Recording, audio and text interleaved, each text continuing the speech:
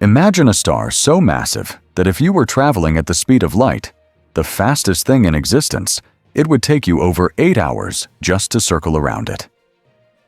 8 hours at light speed. Now imagine that same star could devour our entire solar system: Mercury, Venus, Earth, Mars, Jupiter, all consumed. And its edge would still push beyond Saturn's orbit. This isn't science fiction. This is Stevenson 218, the largest known star in the observable universe. And for most of human history, we had no idea it existed. 20,000 light-years from Earth, buried deep within the Scutum constellation, there exists a region of space that our ancestors could never see. Not because it was too far away, not because it was too faint, but because nature itself was hiding it. Massive curtains of interstellar dust, cosmic smokescreens billions of miles thick, block visible light from reaching us. For centuries, astronomers swept their telescopes across this region and saw nothing, just darkness. But darkness, as we've learned, doesn't always mean emptiness. In the 1990s, something changed. Astronomers pointed a new kind of eye toward this cosmic void. Not one that sees visible light, but one that sees heat. Infrared telescopes. And suddenly, the invisible became visible. What they discovered was extraordinary. An entire cluster of massive stars, all packed together in a stellar nursery called Stevenson 2, and among them lurked something unprecedented. At first, it was just another data point, another red supergiant in a cluster full of them. But as researchers analyzed the light, measured the temperature, calculated the distance, they realized they were looking at something that shouldn't exist, something that pushed the very boundaries of stellar physics. They had found the largest known star in the universe. Let's talk about scale. Real scale.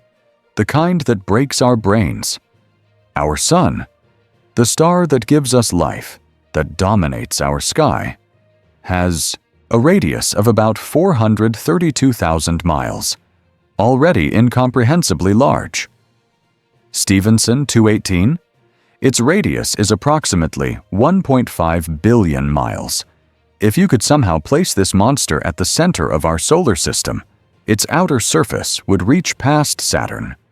That's 2,150 times the size of our sun. Think about that. Not twice as big, not 100 times bigger, over 2,000 times larger. Volume tells an even more staggering story. You could fit nearly 10 billion suns inside Stevenson 218. 10 billion. The human mind wasn't built to comprehend numbers like this. And yet, despite its apocalyptic size, Stevenson 218 doesn't burn with the fury you might expect. Its surface temperature hovers around 3,200 Kelvin, cool by stellar standards. That's why it glows red instead of blue. But here's the twist. Surface temperature doesn't tell the whole story. When you're this big, sheer size compensates for coolness. Stevenson 218 pumps out the luminosity of 440,000 suns. Combined, if this star were just 30 light-years away from Earth, still an incomprehensible distance, it would outshine the full moon in our night sky. Now, here's where things get really interesting. According to our best models of stellar physics, stars like Stevenson 2-18 exist right at the edge of what should be possible. When you pack that much mass into one place, gravity wants to crush everything inward. But fusion in the core pushes outward with tremendous pressure. It's a constant war. And in red supergiants, this war creates instability. The radiation pressure becomes so intense that the star literally tears itself apart. Slowly, agonizingly. Stellar winds howl away from the surface at thousands of kilometers per second, carrying unimaginable amounts of mass into space. Stevenson 2-18 is losing the equivalent of Earth's mass every few thousand years, just bleeding into the void. This is why stars this size are so rare. They can't hold themselves together. They exist in a delicate balance between creation and destruction. For most of human history, we couldn't see Stevenson 2-18 because we were looking with the wrong eyes. Visible light, the kind our eyes detect, simply cannot penetrate the dense molecular clouds surrounding Stevenson 2. The dust absorbs and scatters it completely. It's like trying to see through smoke with a flashlight. But infrared radiation? That's different. Longer wavelengths slip through the dust like ghosts through walls. In 1990, a team of astronomers began systematic infrared surveys of the region. They weren't looking for the largest star in the universe. They were just cataloging what was there, mapping the unmapped. What they found was a treasure trove. The Stevenson 2 cluster contains at least 26 red supergiants, an unprecedented concentration of these stellar behemoths, each one massive, each one rare. But among them, designation Stevenson 2-18 stood out. The analysis was painstaking.